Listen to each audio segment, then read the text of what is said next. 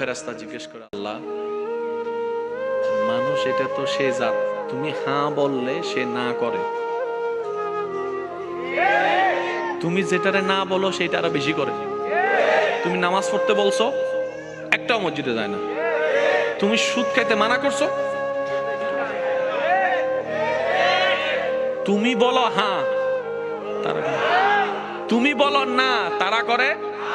অথচ আল্লাহ আমাদেরকে একটু দেখো না, তুমি সেই কত হাজার বছর আগে ইসরাফিলকে বলছো সিংহা নিয়ে দাঁড়ায় থাকতে, হুকুমের অপেক্ষা করে, সে এখনো দাঁড়ায় আছে। মওলা সুবহানাল্লাহ বলেন, আর একটু জোরে বলেন না সুবহানাল্লাহ। সে এখনো দাঁড়ায় আছে।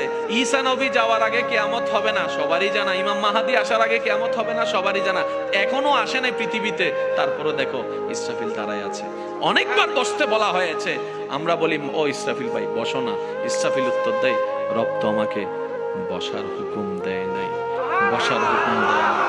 আল্লাহ আদেশ মানার ক্ষেত্রে মানুষের তুলনায় আমরা ফেরেশতা জাতি হাজার গুণ এগিয়ে আছি। সুবহানাল্লাহ। আমাদের গুনাহ নাই, কিন্তু মানবের গুনাহ আছে। আমরা তোমাকে কষ্ট দিই না, মানুষ প্রতি মুহূর্তে তোমাকে কষ্ট দেয়।